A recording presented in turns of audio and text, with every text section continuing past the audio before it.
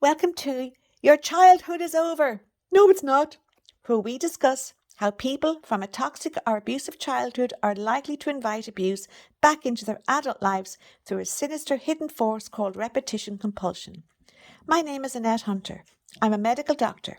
These videos are my opinion based on my personal experience of being under the control of this force for many years. This channel is not a substitute for therapy. If you feel emotionally overwhelmed or you develop any thoughts of self-harm, please consult a qualified therapist or your doctor immediately. Thank you. Hello, welcome to Tales of Repetition Compulsion number 3. This tale is about trusting our feelings and listening to our instincts. I struggled with this for a long time. I learned about the sinister hidden force of repetition compulsion in my mid-40s. But by that time, I had made so many bad choices and so many bad decisions. I had actually managed to recreate the toxic and abusive situations I experienced as a child into my adult life. And I didn't even know I was doing this because at the time I was under the subconscious control of, I'll say it again, that toxic, sinister, hidden force called repetition compulsion. I remember one day I was faced with a situation, and this situation demanded that I listen to my instincts. They were screaming at me, to be honest, to avoid a person, but would you believe it? I still argued with my instincts. Okay, I'll tell you what happened. Here's what happened. I met a guy. Now, I'd been single for a while, so I was hoping he might be nice and maybe I would have a boyfriend. Well, after a few dates, we were getting on fine. We seemed to have a lot in common and we could talk for hours. Okay, I was hopeful. Anyhow, one day, as we were talking, I said something to him about his ex-wife, but I got her name wrong. Well, in a very nasty, mean voice, he glared at me and said, "Carmel, you said Carmel. She was not my wife." Okay, I froze. I knew I'd heard that nasty tone somewhere before. I was well used to being spoken to like this, only now I knew better. I knew about repetition compulsion, and I knew never to let anyone speak to me like this ever again. I knew not to invite abuse back into my life by taking this kind of treatment. My instincts kicked in, and they told me to avoid this man. If he can talk to me like this when I'm just get a name wrong and we are only on our, say, third date, what will he be like when I'm actually in a relationship with him? Will he talk to me like this every time I get something wrong? Will I always be walking on eggshells, trying not to make mistakes so as to keep him happy? I knew the answer to these questions was yes, but my mind was not letting go of the hope that I might have a new boyfriend. So I argued back and forth in my head. It went like this. But he didn't mean it. And maybe he was just upset talking about his ex-wife. And maybe he was just tired. And maybe he just made a mistake, as he's usually so nice. And maybe I should give him a chance, as I would like to have someone in my life. And maybe I should just forget about it, as I don't know him too well, so I shouldn't judge him too early. But my instincts would not stay quiet, and I finally ended up agreeing with them. I knew if he could talk to me like this for any reason, then I was likely getting myself into a toxic relationship. I was just amazed at how I tried to argue with my instincts because they are always right. But you see, I was not used to listening to my instincts. I was used to ignoring them. As when I was a child, I was never allowed to express how I felt. I was never allowed to have an opinion, say. I was never allowed to say how I felt or have feelings. So I shut off my instincts. I shut off my feelings. Now, here I was in my 40s trying to learn how to actually let my instincts in. I have to say it did take a lot of practice, but I'm much better at this now, and so will you be. So, for the people that are here for the first time, let me just give a very quick description of what repetition compulsion is. Well, I describe it as a sinister hidden force that pulls us back into the atmosphere we grew up in as children. Remember how I told you that children learn what they live. So In a toxic or abusive childhood, children absorb 6 bad messages and they go into their subconscious minds. And those messages are, you are not enough. You are responsible for me and others. Don't trust your feelings and ignore your instincts. You are bad. You are wrong. You are alone. Nobody loves you. And lastly, you must be perfect or nobody will love you. These bad messages become the child's normal. This is what feels familiar to them, even though it's not good for them. As we grow up, sadly, we are actually programmed to gravitate to what feels normal for us, even if it's bad. So if we come from a toxic or abusive childhood, we are very likely to find ourselves ending up in a toxic or abusive situations as an adult. We literally recreate the abuse we experienced as a child. We reinvite abuse back into our lives. We don't know we are doing this as it's all subconscious. It is beyond our control. And this is what is referred to as repetition compulsion. We are compelled to repeat our toxic childhoods when we are adults. I think the term repetition compulsion is difficult to remember unless, say, you've studied psychology or psychiatry. So I like to call it a toxic, sinister, hidden force. As using these words, I think it's easier to understand and to remember. At least it was for me. I use Tales of Repetition Compulsion to show how, in everyday situations, the same toxic emotional patterns we learned in our toxic or abusive childhoods silently repeat themselves in our adult lives until we recognise this and then we stop it from happening again. Okay, so today we are on Tales of Repetition Compulsion number 3. The life category is work and the bad message is don't trust your feelings and ignore your instincts. I did a short on instincts to explain what these are, and I'll leave the link in a pinned comment. So look, here's a question for you. Did you ever sense that something is wrong, but then immediately doubted yourself? As a child, were you ever told you were too sensitive or too dramatic or imagining things? Do you sometimes silence your inner voice, your instincts, because you fear conflict or you fear being dismissed? Or like me, do you fear having to drop the hope of being in a relationship if you admit to yourself that your new boyfriend has a nasty side to him and needs to be avoided? Do you keep quiet about how you feel for fear of getting into trouble if you speak out? If so, Eva's story may feel uncomfortably familiar. Okay, so when Eva was a little girl, she always felt things deeply. She was a deep child. She noticed when the atmosphere shifted. When something felt off, she could pick that up straight away. One evening, when Eva was 6 years old, she stood in the hallway while her parents were shouting at each other in a heated argument. It wasn't pleasant. Eva felt a knot in her stomach and she said to her parents, "Mammy and Daddy, I feel scared. I don't like when you fight." Her mother didn't even bother to turn around to look at Eva. Instead, with her back to her daughter, she yelled, "Eva, stop being dramatic. There's nothing wrong. Go to your room."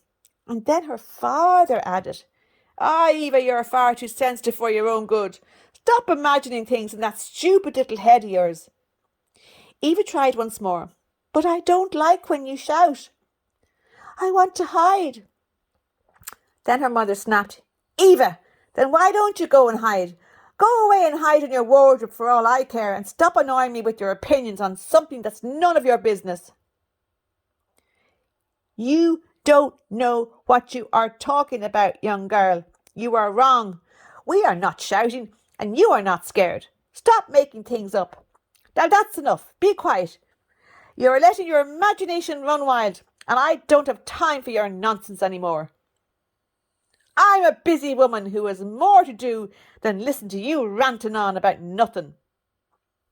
Your daddy and I are just talking. We never shout in this house." Eva knew that all of this wasn't true. She knew they always shouted, but she dared not to contradict her mother. She could never explain how terrified she felt when they shouted at each other. Eva realised that nobody seemed to care how she felt. She tried to tell her parents how the shouting really frightened her, but she was dismissed, and she was told she was imagining it all. And so this is when Eva learned your instincts and your feelings are wrong, so you must ignore them, silence them, bury them, just keep quiet. Never say how you feel to anyone, as it just causes trouble for you. Okay, now let's fast forward to Eva at the age of 34. She works in a very busy office where tensions often rise before anyone speaks out. Eva senses these subtle shifts instantly, just like she did when she was a child. But she's learned not to trust herself. Eva has learned not to trust her feelings. She has learned to ignore her instincts. Okay, so one Monday morning when Eva walks into the main office, she feels something is wrong.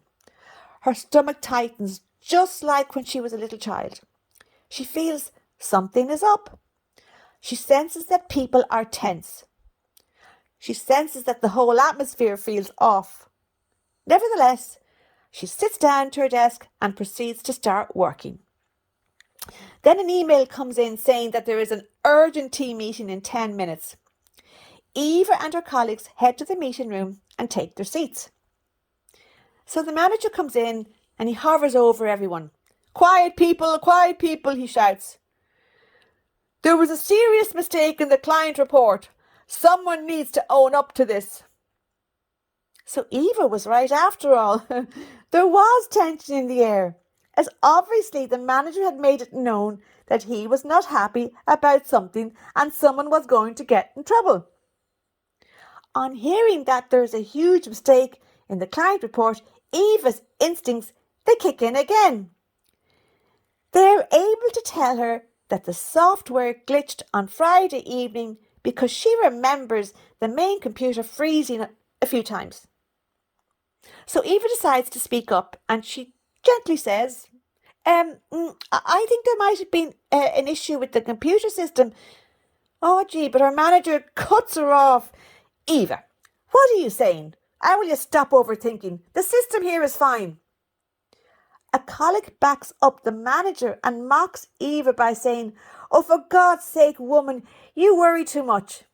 Ah, well, that was it. Eva fell silent. She doesn't answer another sentence. She says another word. Days later, it's confirmed the system did malfunction. Exactly what Eva sensed.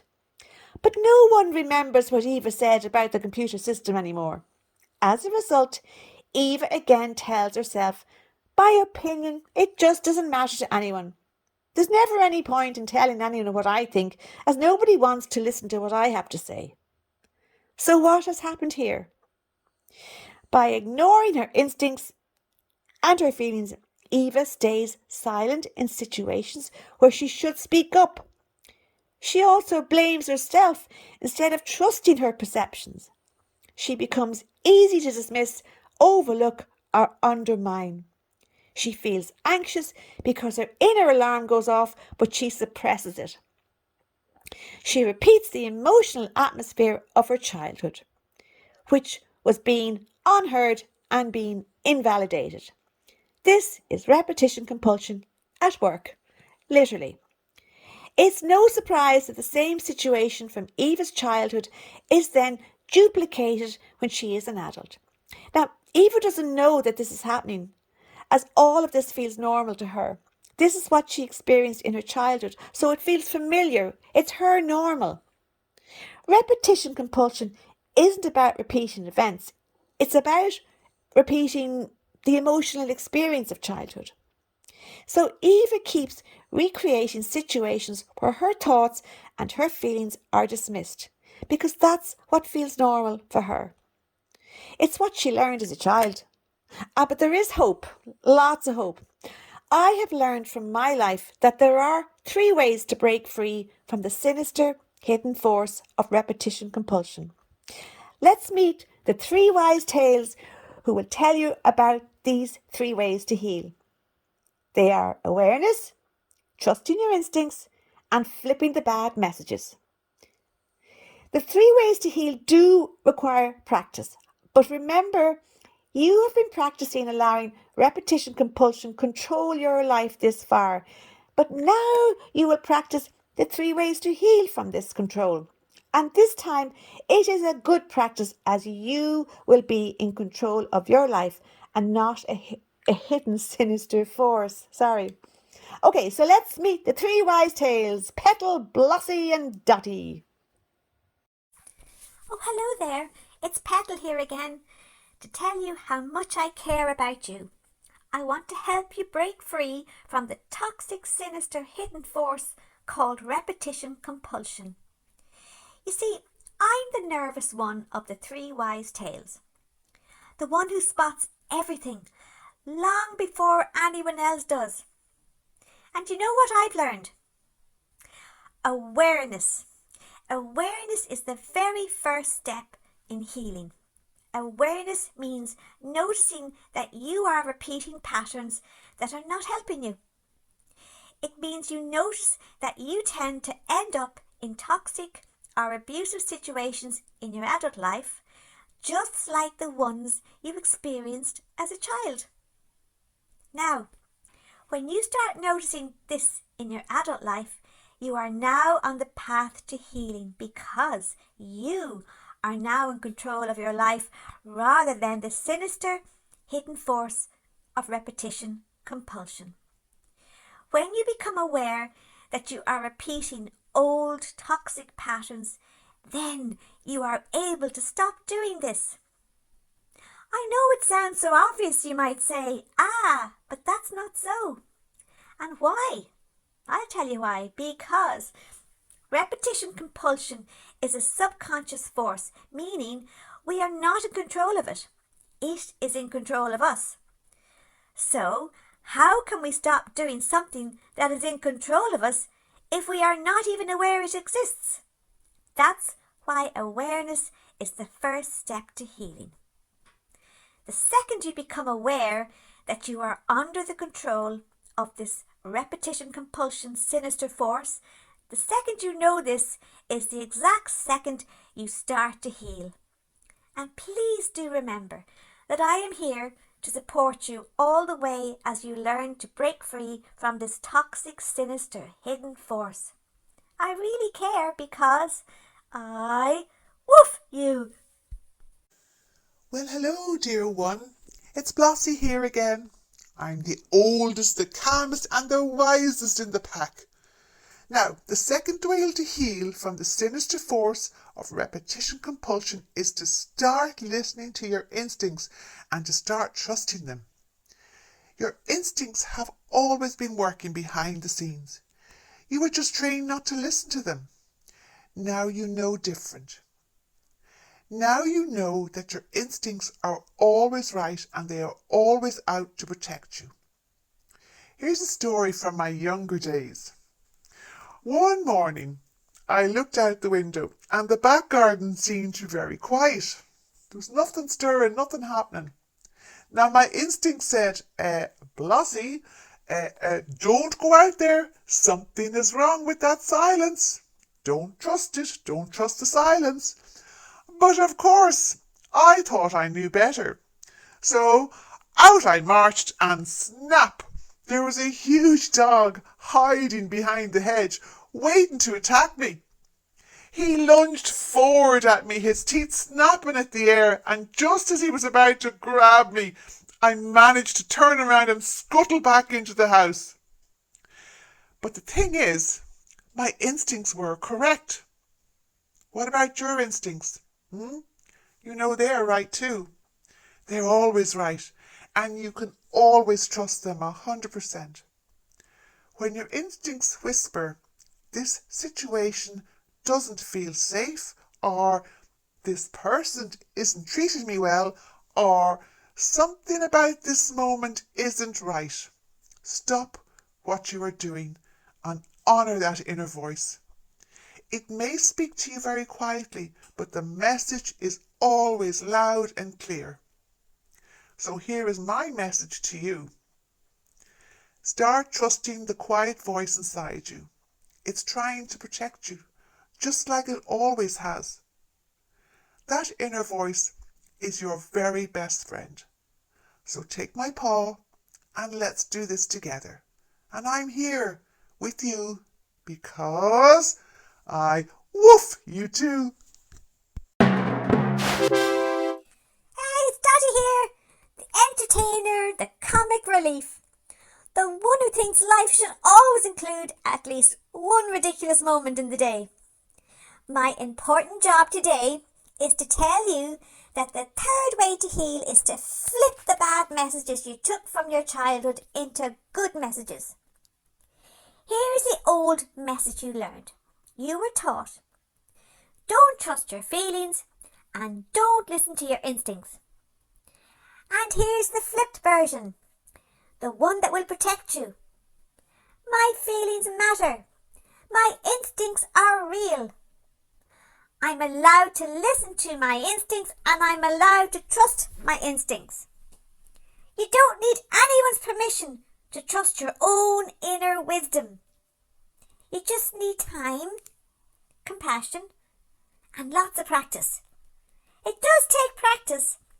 As Annette was telling you, she found it difficult to learn how to trust instincts, but she got there. And so will you. So, I'll be here with you, being silly, cheering you on, tail wagging at full power. And one last thing I need to tell you, and don't ever forget it, I woof you too.